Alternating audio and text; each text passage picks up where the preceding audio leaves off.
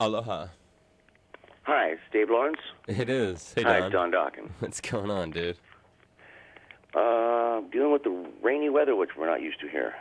We got the wind and the cold of Honolulu Christmas time going on here, too. So it's Yeah, I thought that, like, everybody's flocking to Hawaii in December. It's supposed to be, like, your good time of year. Well, I mean, people do come here, but when you start living... I came from Boston, so I actually can appreciate what the regular weather is still like. And after 5 years here, I can definitely tell you, during the winter, it gets a lot colder. Like, it gets down to...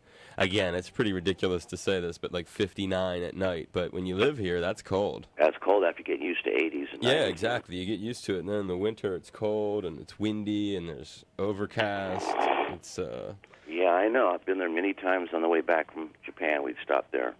I'm sure. Usually about November, December, and I'm like, wow, it's pretty unpleasant. It's the wind what got me. It was really windy. Everything, the trees were blowing, and yeah, it gets that way. Sometimes it's brutal. I mean, I went to that Zeppelin thing in London. I was there for a week. Oh, you did? Yeah, and it was crazy because right before I left, we had more rain and wind here, and then the day I got back, more rain and wind, and it was more than the entire time in London, and I was prepared for this bad weather there. For London, the weather, it's like that 24 hours a day, 7 days a week. Yeah, that's the impression that you get, but then, like, it was overcast and gray, but here it was much worse before I left and when I got back, so it was disorienting and not at all what I was prepared for. How in the hell did you pull off getting those tickets for Zeppelin? They were so they're like the golden tickets for Willy Wonka. They really were. I have a loyal listener, and I had a listener who won, or who entered the lottery to purchase them, rather, and had their name come up, and so she took me, but then when I was there, I know the Paul Rogers people really well, and they ended up getting me these killer tickets. And so when we got to the show, we got another pair of tickets. It was like, oh wow, dude, it was sick. I got unused tickets and passes from that show. It's like, it was surreal. And was it fun? Was it good? Oh, it was the shit. It was the greatest thing I've ever seen in my life. And I heard a little soundbite. It sounded like Robert was in good vocal shape. Considering he's 60 years old, it's like he was pretty good, you know. I mean, they've turned a couple of the tunes down, tuned them down, or whatever the term would be. Like Stairway is like a notch lower, so that he can do it and stuff. And I know where he's at. I do it too. Yeah, you know the deal. I mean, it's nothing that doesn't happen to a lot of folks in the business. But I thought the show was smoking. If you don't already, copies are real easy to get. If you want, I can mail you one, because my listeners, the day I got back, I had a listener come here with it on 2 CD set, and the same. You gotta be kidding me! That's a shame. It is. I mean, it's not a soundboard. He brought. I mean, you can. And the thing about it, Don, it's not like the old days. Now it's, and I still find this hard to believe, but now people trade them for free. And so the day after the show, this guy got the entire thing. You know, it wasn't a purchase. He just got it online. You know, people just download, and not even an MP3. He got the wave.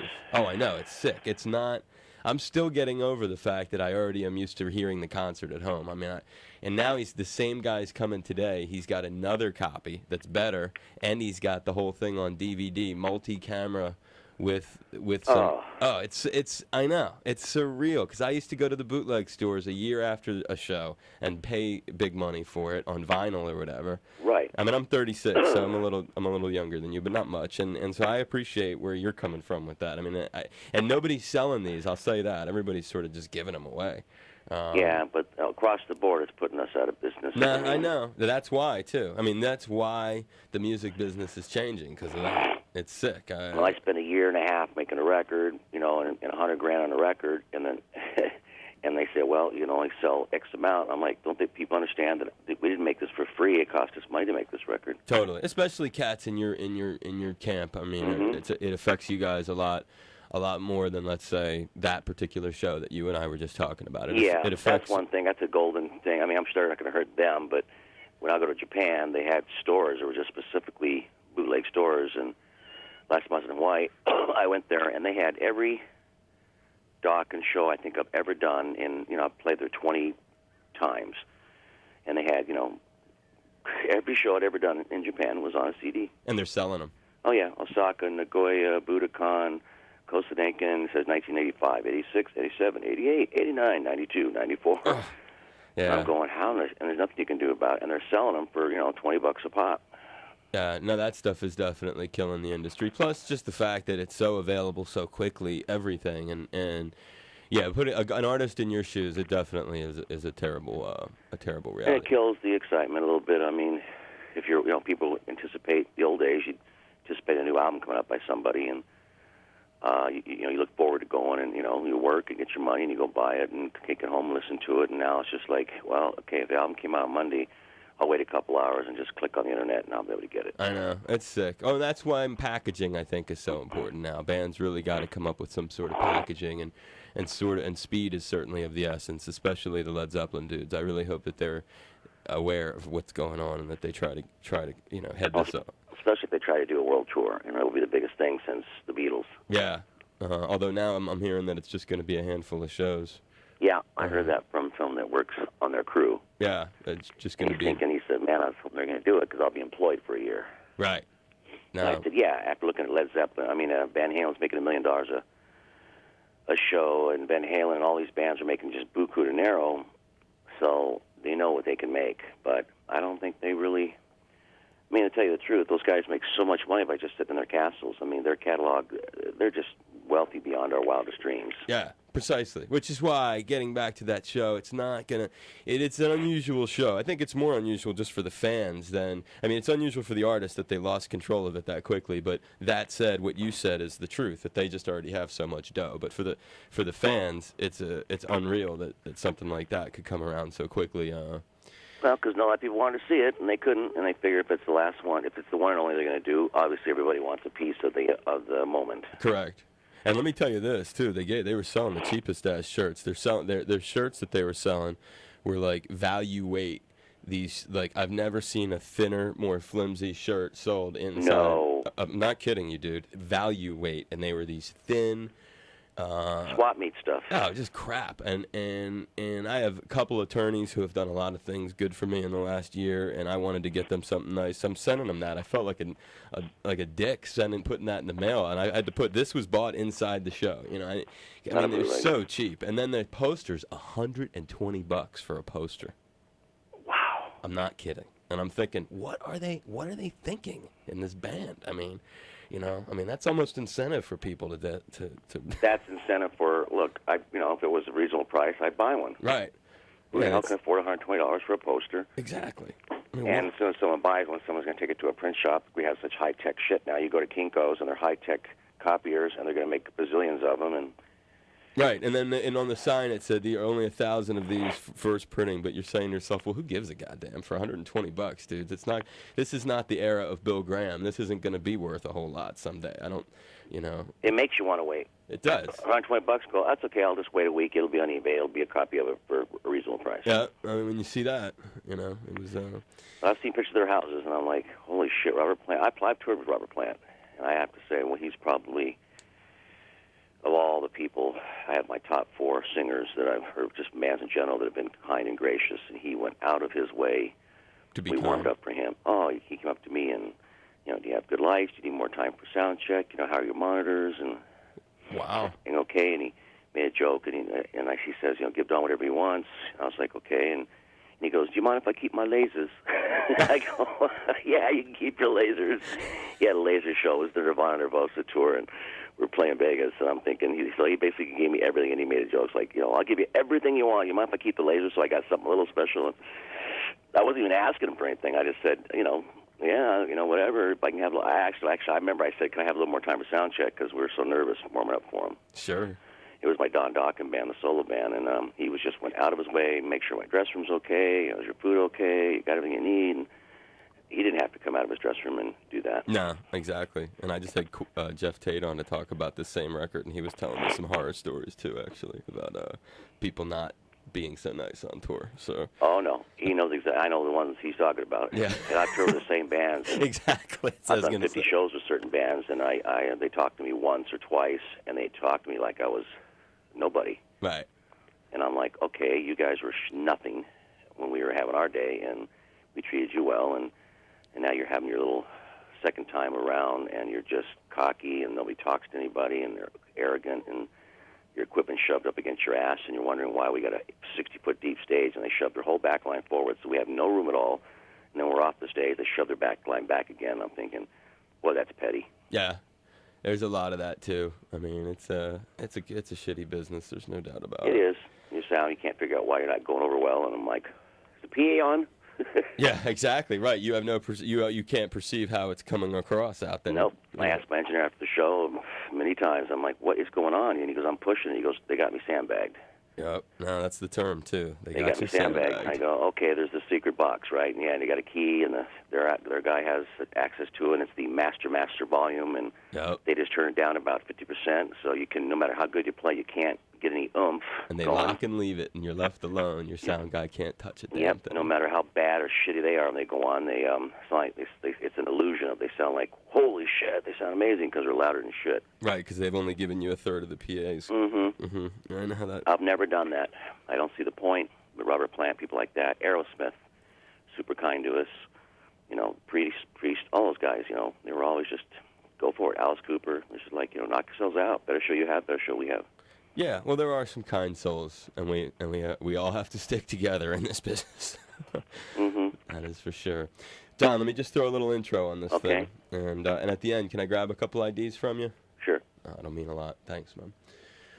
It is Dave Lawrence. Oh, and by the way, Don, I'm going to run this on Christmas Day. Awesome. Okay, so we're doing Christmas together, you and I. All right. It's Dave Lawrence, the Workforce Afternoon. How you doing? Happy holidays to you and yours. Today we are making this special day even more holiday-oriented with another guest from the new Monster Ballads Christmas CD, which is out now, and we've been proud to support here. And we just had Jeff Tate on from Queensryche, a very kind, wonderful guest, such a cool person. It was inspiring having him on, and I thought we'd truly make this a metal Christmas with another famous metal vocalist, a very down-to-earth cat, featured on that CD, and a fun cut, too. You grew up or you grew older watching his band's memorable videos on MTV in the 80s, hearing his catchy songs on the radio, and seeing his powerful live act in concert. He and the band have redone a Christmas classic, one of my favorites of all of them, which would be Santa Claus is Coming to Town. You've been hearing it here. And we'll hear all about that and his fascinating life as I proudly welcome to my show for his first time ever as my guest, the one, the only, Don Dokken. Aloha, Brother Don. Aloha. How you doing, brother? Good talking to you. Big mahalo for taking some time to be with me. Yeah, it's the holidays. Yeah, relax man. time. That's a special holiday. And so I'm looking at this this record here that it's just filled with all the songs that we've all grown up and known and loved around the holidays. And this one different, of course, because it's a lot of metal bands doing songs and sort of redoing them quite a bit. And you've been around a long time and probably had a chance to appreciate many holiday songs. How was it that you decided, or who was it who decided that Dokken would end up doing Santa Claus is Coming to Town? Well, they called me, the record company that was putting this together, and they said, do you want to be on it? And I said, you know, we've been talking about doing a Christmas song our whole entire careers. We just never seemed to, for some reason, get around to it. And they only had a couple songs left to pick from. And originally they said, you want to do 12 Days of Christmas? And I said, sure. So I started doing it, but I couldn't do it. It was just too boring, you know. I mean, it's one melody, you know, on the first day of Christmas, what you're looking at me. Okay, second verse around it. I went, oh, my God, it's got 12 verses. It's the exact same melody. If you change the melody, it's going to completely destroy that's the way you're supposed to sing it, you know? Right. So I'm like, what am I going to do with this song? So we tried making it and tried to rock it out, do it fast, do it medium. And it just wasn't working out. And I just said, well, we got to figure out what we're going to do here. And I said, how do we make a Christmas song, keep it traditional so they recognize it, but Dokkenize it? So we took the riff to the song Dream Warriors from Nightmare on Elm Street. Yep. And we said, why don't we just take the music, like the riff of Dream Warriors, everybody will recognize that when it comes in, and I'll see if I can make, you know, you better watch out, better not cry. And I go, oh my God, it fits. It goes right over Dream Warriors. How cool is that? So we redid Dream Warriors, and I just sang the melody to keep it traditional and just made it super heavy and put that heavy Dream Warriors riff over it, and it worked out. So that was a cool thing at the last second. That is my favorite Dokken tune, too. So it was, when I first heard this, I was very pleasantly surprised. I was like, look at Don borrowing from his catalog. Yeah, it was like when you first hear it start, you're thinking, this isn't a Christmas song, this is a Dokken song.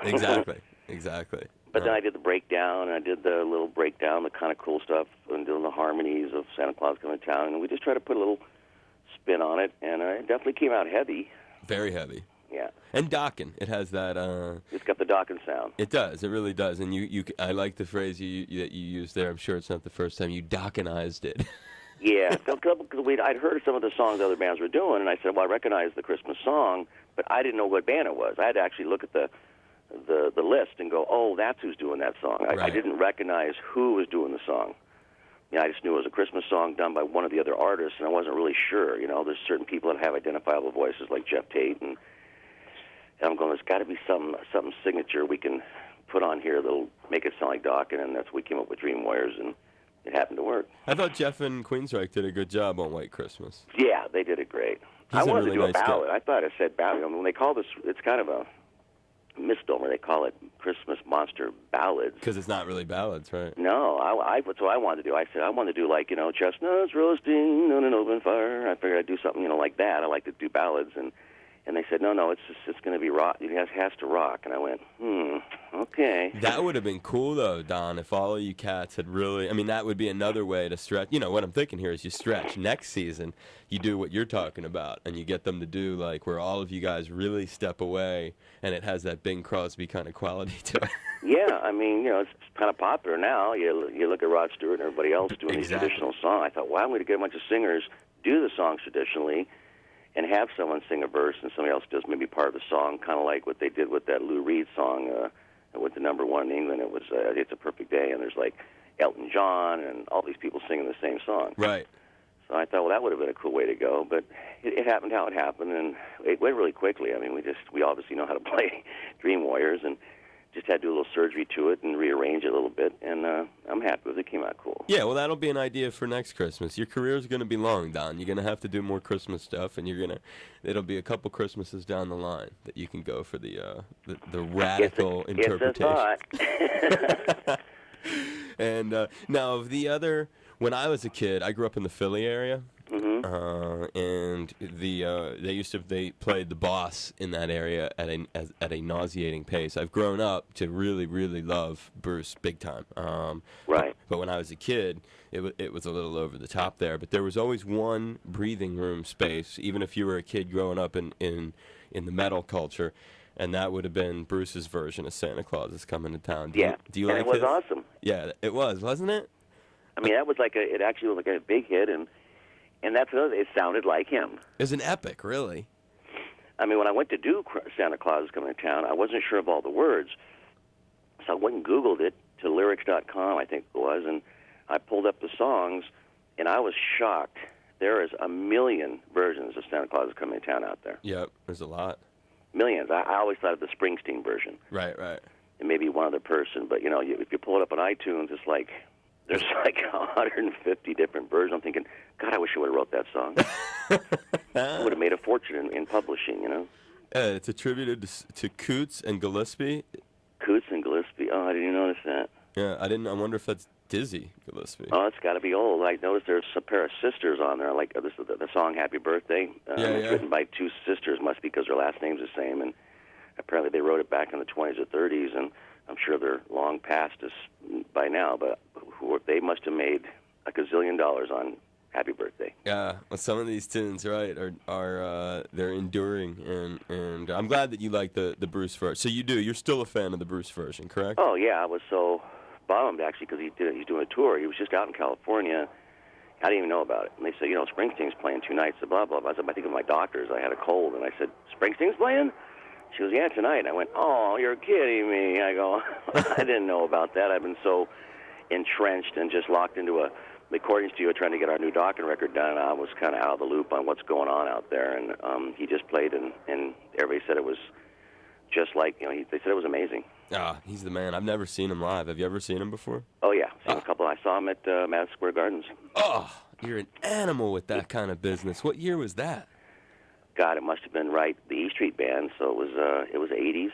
Oh, that's ferocious. It was when the album had come out that just went through the roof, when he was just at the top of his game. I think it was probably 85 or Born something like that. Born in the USA era. I was in my 20s, and I remember we were playing, I think, at Radio City Music Hall.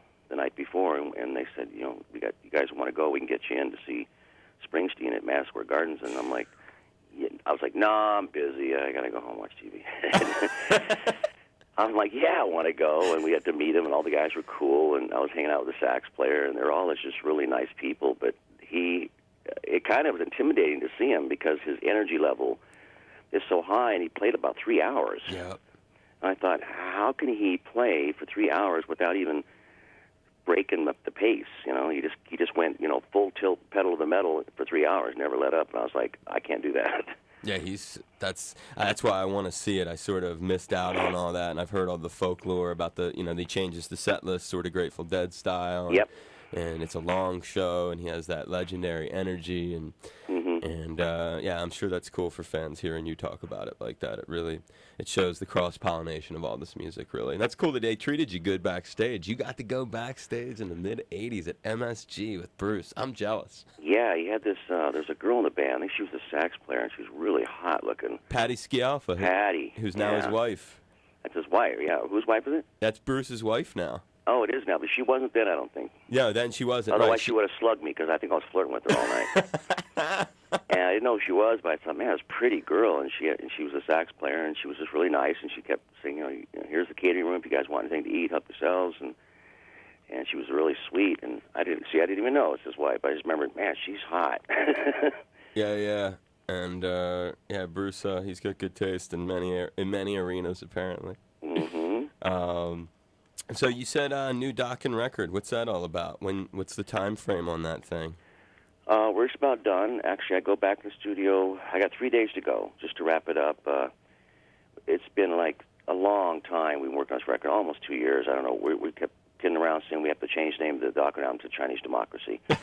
I mean, I said, I think he's on year 9, and we were getting up on year 2. But it was just a lot of stuff that you can't, we went on tour all summer, so you lose 3 months there.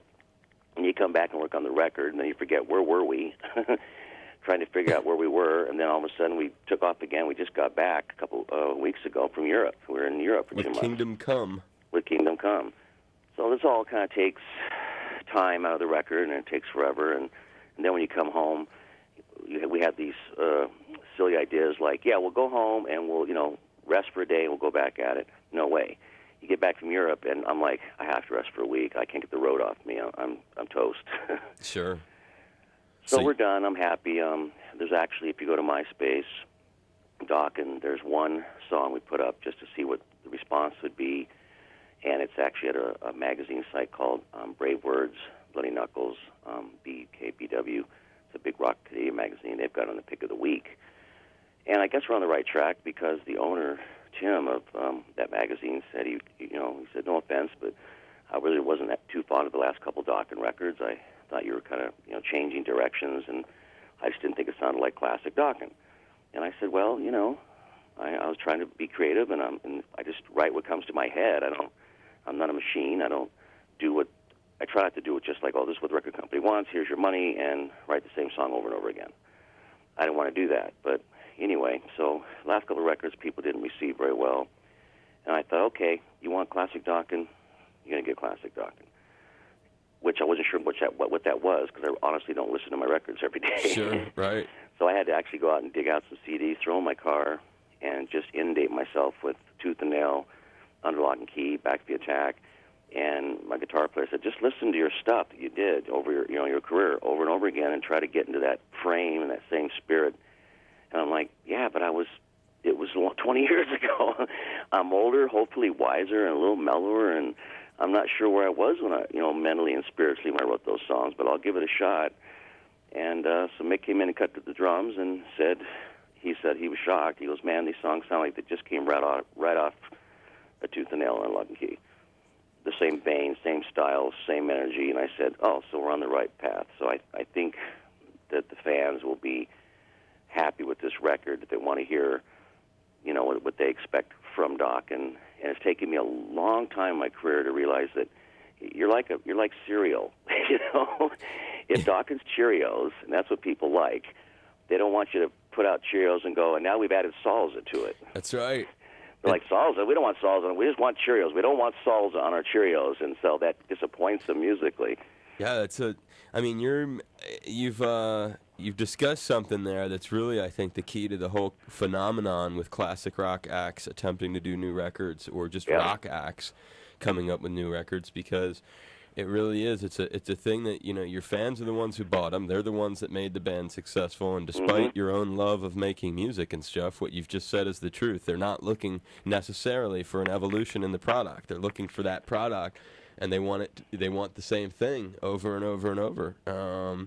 And you get into a bind where it must be frustrating, because you're a grown, it's 20 years have come and gone in your life since that period, and you're a guy who's going to grow, and you're going to touch on new things, and you're going to go through experiences, you're going to climb mountains and go through valleys, and your music is going to grow with you, and it must be tough to have to say, well, I got to put what I want to do aside, because if I want to make it running the Dokken name, I'm going to have to do what these people want. Yeah, it was a tough one, and so I didn't want to. I refused to do exactly that. So what the hard part was, why it took so long, was, okay, let's make it sound like Dokken. Let's make the classic catchphrases and the guitar type riffs that people used to. But I want to make the songs interesting enough and fresh enough and lyrically that I still enjoy it too. Because if I just do it and I'm just plagiarizing myself, and I think I'm just repeating myself, then I'm not going to be happy. What's the point of making records? Yeah, totally. I mean, it's a rock and a hard place. So that was the fine line. Let's make it sound like classic Dokken, but for me to be happy as an artist and still say I'm proud of these songs. Nah, you put it well, and that's an area I think a lot of artists that I play on my show, they're all facing that. And whether it's John Fogerty, I mean, think of him. He has this new record, Revival, and this song, Creedence song. I don't know if you've heard it. No. It's what we call a current classic, and it's like the same thing, as if he went and analyzed all the old CCR records and said, I am determined to try to get back into that vein, and it was much like you described, grabbing some of your classic records, throwing them in the car, and having to wrap yourself around them in a way like that. Probably not unlike what Robert Plant, has probably why he has held off on wanting to do a Led Zeppelin tour for so long. It's just because he's in a different place, and it must be difficult to try to get back to that old place. You may not even want to. Yeah, I mean, doing the one show is one thing, but I'm sure there's great memories that come with playing those songs, and like for Robert Plant's situation, I mean, when he did I think it was the last tour they did, I mean, during that tour, his son passed away. He lost his son, to some, like infection or something. He got some fever, and he died, while they're on tour. And so when you relive those songs and play those songs, you get the good memories, and you get some maybe not so fond memories. And some people don't want to revisit that. Yeah. I mean, and you guys are, for Dokken, you're going back to a whole different era. Of all those artists that when your band was in, the first big era of Dokken, who are you closest to? Are there other artists from other bands that fans would then be able to latch onto and say, wow, that's cool, Don's tight with so and so? As far as the music I liked? The music that you like, and or just like, I'll just throw just a name out there, just like Jeff Tate. Do you know Jeff? Yeah, I know Jeff. I'm going on tour with him next month. Right. So you're tight. And do you guys do you spend any personal time together, or who would you like that? Who would you be spending personal time with? Well, back in those days, we were all friends and peers, but it was really nobody really kind of hung out too much with each other, because it was either like we were coming off a tour, and let's say Motley Crue was from LA, they were going out, or Quiet Riot was going out, or I grew up with Van Halen. Dokken and Van Halen, I have posters that we played the Whiskey A Go-Go together in '79. We played a place called the Starwood in '78 when we were really young, before they even had a record deal. So, it was like we all hung out with, Van Halen and Quiet Riot and Motley, and I knew the guitar player from Mick Mars lived like a block from me. Wow. Right when he was joining Motley and they put Motley together, he lived literally a block from me. And I remember he was living with another band he was in called... can't remember the name of them now, and they all lived in the same house. And I remember that Mick Mars lived in the living room, and he had taken his amplifiers and built like a wall in the living room, and then his bed was like, he partitioned off the living room, so Mick had his little space where that was his bedroom. Wow. that's how much they were, struggling. And I remember Guns N' Roses when I first met them, and they hadn't been signed yet, and they had an apartment. I mean, those stories are legendary. I was up at that apartment, at parties, and it was craziness. Everybody was wasted, and stuff's broken, and people are sleeping under the coffee table. And I really didn't relate to that whole scene because I never really went down that cocaine road, right? And drugs and heroin, and you look at all these autobiographies of these bands, and I'm like, wow, I thought we were bad. We just didn't get along, But I never went down that road. It just wasn't my thing. You're lucky that you didn't. I'm very lucky. Otherwise, I don't think I'd be here. I mean, you look at Kevin DuBrow; he's gone now, and it was. I grew up with him. You knew them when they had Randy in the band, huh? Yep, I played the last show. With you guys opened for them, or they? Yep, it was Van Halen, Quiet Riot, and Dokken, all three bands in one bill. It was at the Starwood, and Randy had just joined Ozzy, and we did 2 nights, Friday and Saturday night, and it was just his last 2 nights with Quiet Riot, and we opened up for that show. And I remember the whole thing, and we were partying and saying good luck and yada yada yada. So I knew Randy, and I of course some of the years after that when he was in Ozzy, but I played those last shows with him. Wow! And you guys opened for VH before they were signed. Uh-huh. And you were already called Dokken. We just changed the name of Dokken. We were called Airborne, and apparently some other band came out and had a record deal, and they were called Airborne with an E. And I said, oh, criminy, what are we going to do? So when I did the first record only in Germany, it wasn't even out in America, it was actually a solo record. It's a little trivia thing. When the first Break of the Chains album came out, it was a picture of me on the cover, and it was called Don Dokken. Wow. It wasn't Dokken. There was no band. So it was a solo record, and then when everybody decided to make it a band, we dropped Don and took my picture off the front. I was chained up to some post or something, and just dropped the word Don in America and changed the cover to a black cover with some spiraling thing, and it became Dokken. But the first album was called Don Dokken. Then we made about 30,000 copies. It's like a collector's item now. And you've been around a lot. I mean, I don't think a lot of fans can appreciate that you guys had that kind of. I mean, damn, they're with VH before VH got signed. Oh yeah. I mean, that's a long way back, man. So Eddie was driving a van. I remember, and I laughed. I think I remember he had something was wrong with one of the tires, and he had like a roll of duct tape wrapped around the tire because it was like leaking, and they're loading up back to the gig. And I said, "What's with the tire?" It was just it's like a whole roll of duct tape was kind of wrapped around the tire, and I was like, "Wow." And I remember seeing him the first time. I remember exactly the first time I saw Eddie Van Halen play, and I remember I was the guitar player in Dokken at the time before George joined, and we did our show, and I thought we had a good show, and I'd heard of Van Halen. I knew they were popular around L.A. and Orange County, but I was in my dressing room, and I heard him going into a solo, and I remember thinking, I thought they only had one guitar player. It sounded like 2 guitar players. And I walked out of my dressing room, I looked over the balcony, and I went, you got to be kidding me. He was a monster, huh? And I see this guy with both hands on the neck, and I'm like, what the hell is that? I'd never seen it before. And I was like, what the heck is he doing?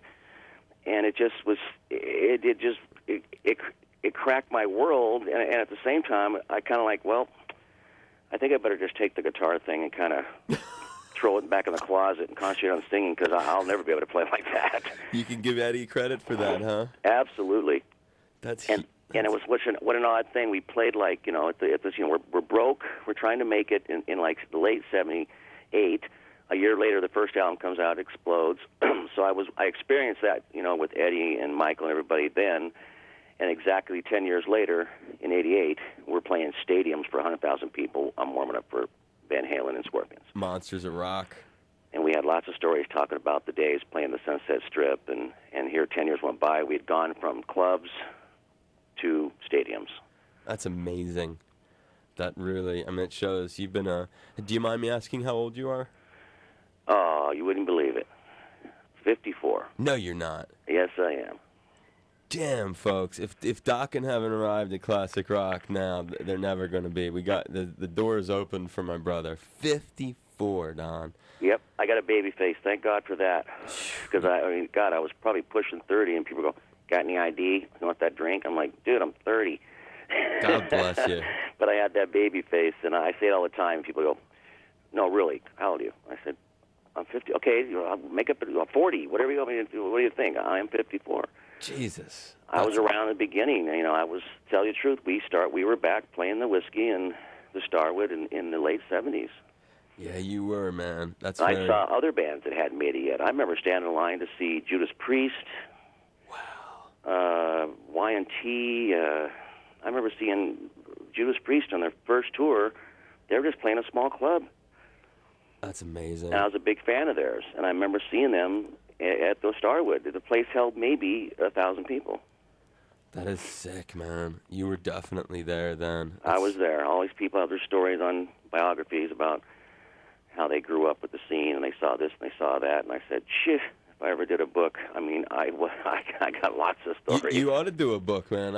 Jeff Tate has a real hard time remembering dates and stuff, but as I was pushing him for stuff, he was like, I got a good one for you. And he remembered Diana Ross and Cher getting into this cat fight backstage when they both showed up at a Kiss show, and Gene hadn't told the other one, you know, about the other one or whatever. You're right. And it was just like this brawl. So you gotta, like, I bet you, you know, I think you ought to really try to take the time and come up with your stories, because it sounds like to me you'd have a hell of a book on your hand. I strongly encourage you to do it, Don.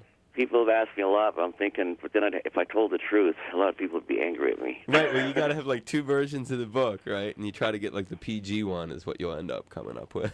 Yeah, we've done, I mean, come on, we played American Bandstand. I mean, that's how long we've been around. Oh, that's good stuff, man. And how Me much... and Dick Clark, I mean, that was pretty wild, because I grew up as a little kid, you know, watching American Bandstand. And here we were on American Bandstand, meeting Dick Clark at 6 in the morning, and I don't know how old he was at the time, but I remember he just looked exactly the same. He never changed. Was he nice to you? Oh, he was awesome. But what an odd lineup. It was Dokken and Gladys Knight and the Pips. That's high quality right there. there. I'm like, who we play with? Gladys Knight and the Pips. I go, you're kidding me, right? And we lip-synced. It was the first and last time I've ever lip-synced. Did you get along with Gladys Knight? Oh, she was sweet, you know. We didn't really get to talk with her much. We just took pictures together. I mean, we have our picture with her. Hey, that's a nice picture. It's a picture to remember, man. I've got a lot of photos from back in the day when, when Halford had long hair and all that stuff.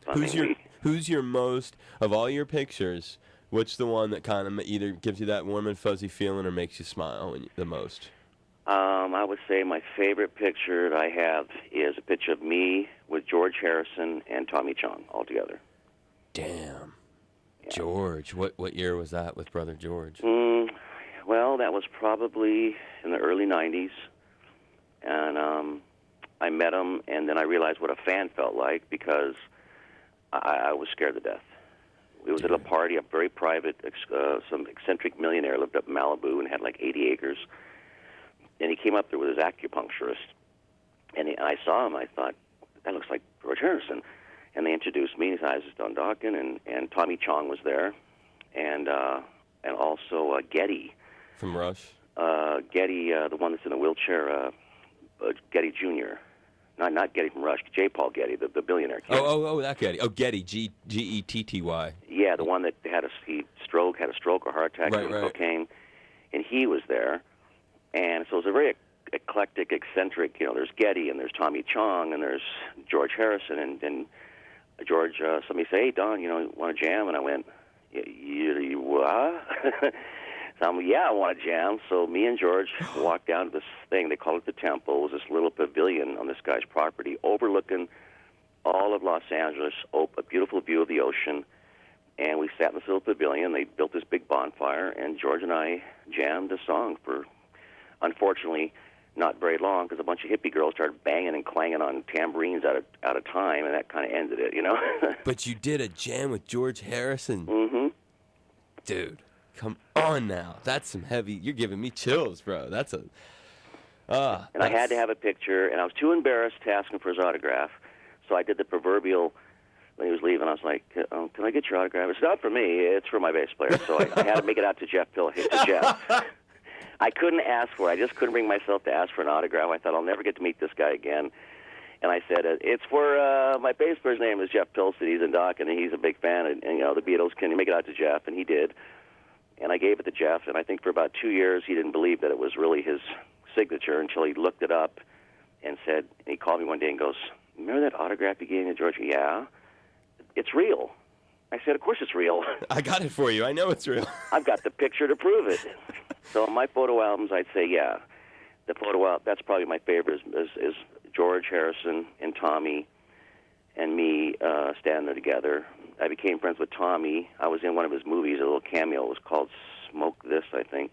Or no, it was called Far Out Man. Wow. Yeah, I've met Tommy a bunch. He's Tommy, great. Yeah, he's a funny guy. And what were you going to say, though? I'm sorry. Oh, I was just saying, I did a cameo in his movie, and so I asked him to be in one of our videos.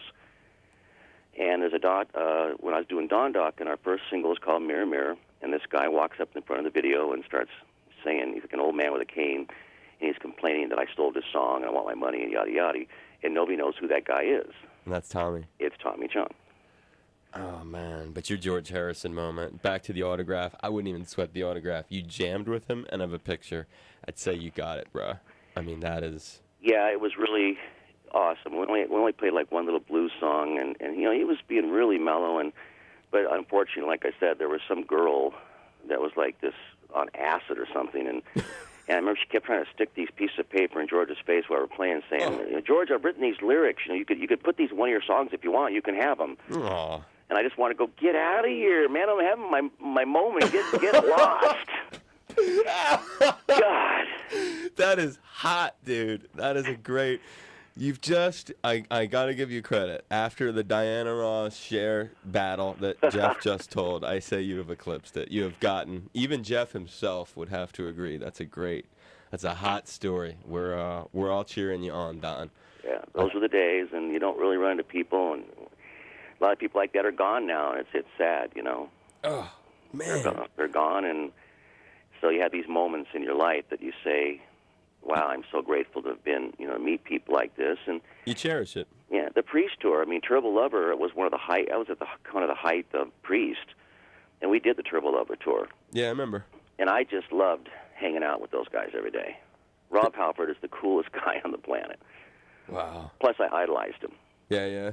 And I knew about them before they made it. They had their first album was called Rock-a-Rolla. I love it. I have all those, dude. I love that, Sad Wings, Sin After Sin. Yeah, Rock-a-Rolla was kind of like, I wasn't crazy about it. You could tell they hadn't found themselves yet.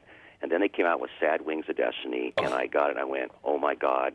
One for the Road. Stuff yeah, this is music. And there was really psychedelic long jams. That song about dropping acid that's on there, the Dreamer Deceiver or whatever that tune. Mm-hmm. Oh, those were. You're bringing me back to my youthful days. I love that early That's the real Priest. The first three records, really. I even liked on Sin After Sin, the record they had Simon Phillips on the drums. Yep. The monster Simon. They had that great The Last Rose of Summer. Do you remember that? That really. Yep. Is that a great tune or what? I loved it. I loved it. You know, Halper's known as this screamer, heavy metal singer, but when he sang the ballads, when he sang real down and mellow, some of those songs. Huge. On, you know, she was wonderful when she was mine. Victim of Changes, baby. Oh, God, that's right. That was just awesome. That was a huge, huge one. That's the good old... Those are the good old... I would say the bad old days when men were men and sheep were scared. It's great having you on. I'm sure you're going to earn some new fans with this stuff, Don, because you a lot of classic rock people probably have no idea that you could connect on this level with them, and I applaud you for sharing the stories. I could go on with you all day, but we got to wrap this up. It's there's which of these sites? I went to dondokken.com. There's not a lot going on there. Dokken.net. Yeah, dondokken.com. It's only a couple of things. I've kind of disabled a lot of the links because all those pictures of me as a kid and all that were up for a long time. We're right in the middle of redesigning all our sites, but you can go to Dokken.net still, and there's MySpace, Dokken MySpace is up. On my site now, you can click on discography, and there's all kinds of videos.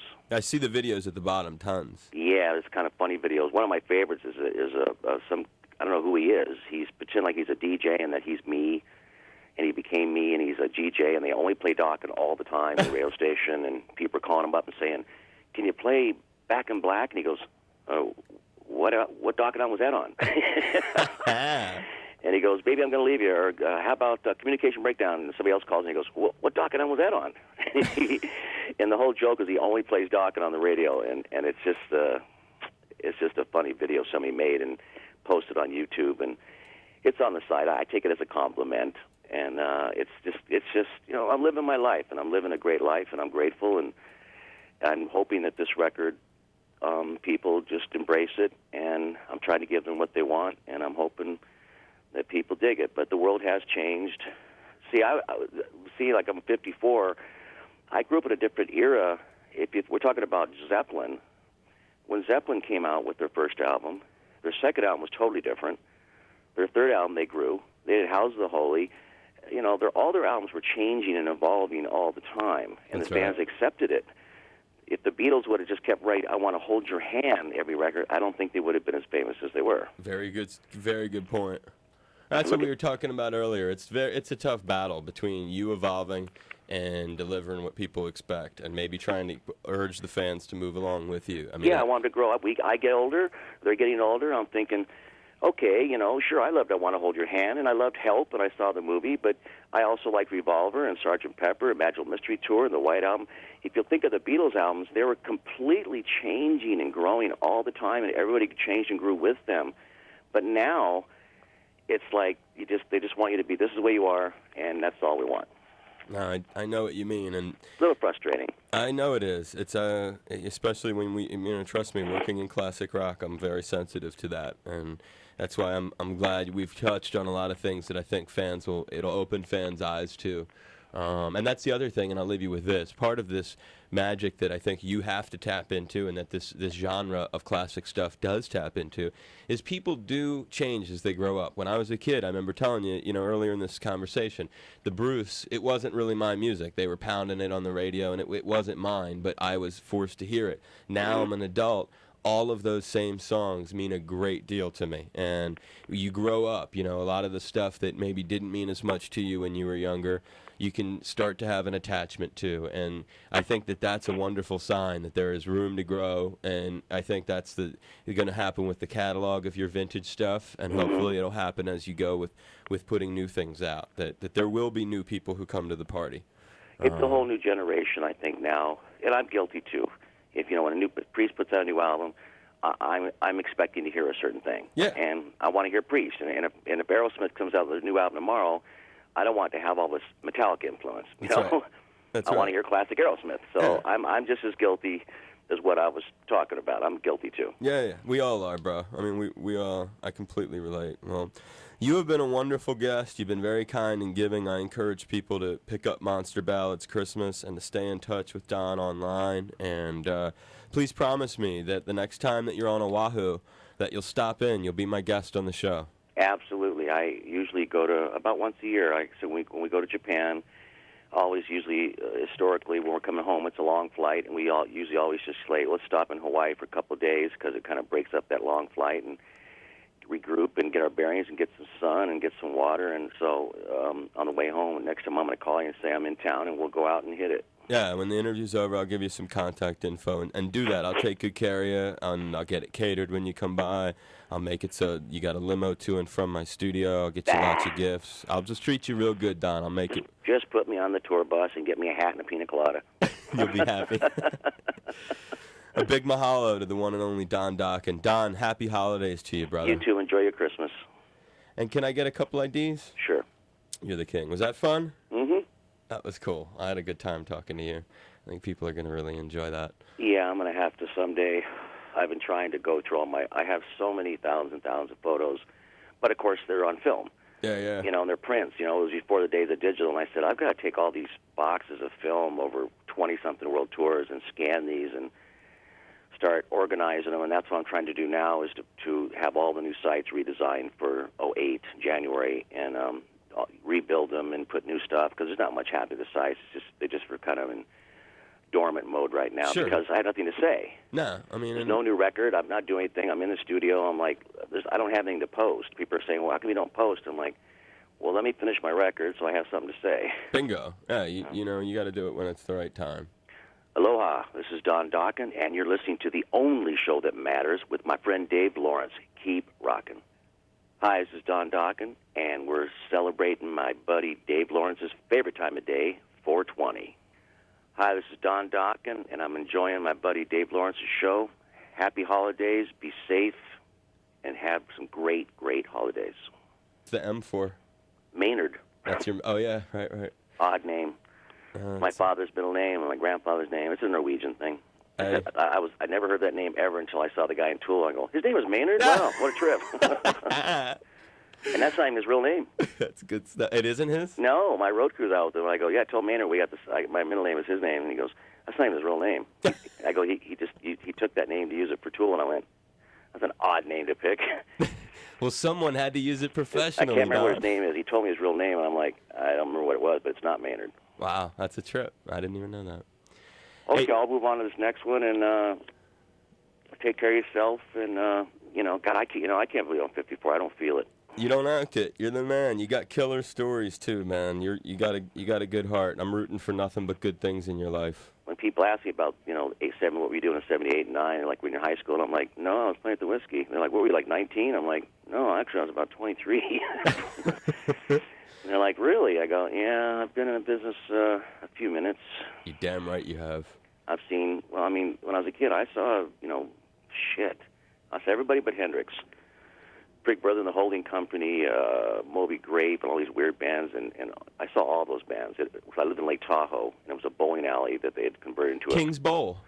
That's right, Kings Beach. Yeah, yep. I got a Grateful Dead 2 CD set from there. Yep, I lived in Kings Beach. Did you see the Dead ever there? Yep, saw the Dead. Oh.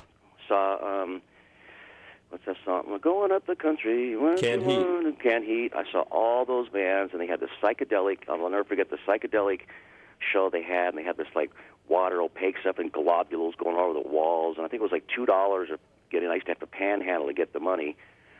I think I was I must have been about 12 or 13. Don, the little hippie kid, panhandling to get into the hippie shows. I was doing it because Tahoe was only about an hour and a half drive from Frisco. I love it. And I saw all those bands. I saw the Doors. I saw them all.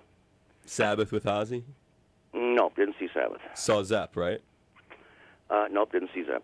Oh, you know what would have been good for you, and I'll leave you with this. You should have seen that 77. It was Zeppelin with the Priest opening for him. That would have been a nice one for you. Yeah, I was too young to get anybody owned a car because all those bands were playing in San Francisco and Bill Graham, but I couldn't get there. And then when we ended up I played Graham's when he was still alive many, many times, and he was the greatest promoter as far as I'm concerned. Did you meet him? Lived. Oh yeah, many times. And he was nice to you? It was ridiculously nice. He is the king. Our food, they had barbecues going and steaks and barbecue chicken, and instead of having a piece of paper with your name and address from he always had this piece of wood, and our names were carved into it.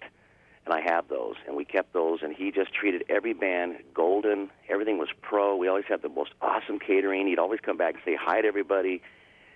And when he died, I thought, well, that's the end of an era because he was the last of the great ones. No doubt. He really was. Well, take care. I got to go do this other interview, and it was really great talking to you. I appreciate it, and I hope I didn't babble on too long. Nah, you're the man, Don. Not at all. You be safe. I'm sending you good vibes, brother. Thank you, buddy. When I get your thing, I'll shoot you some. If you want, you send me an email. I'll shoot you a track off the new album. I only got one mastered and finished. Just don't play it in the air, but just for your listening pleasure. I would love that. I'll do it tonight. Be safe, Don. Take care. Bye-bye. Aloha.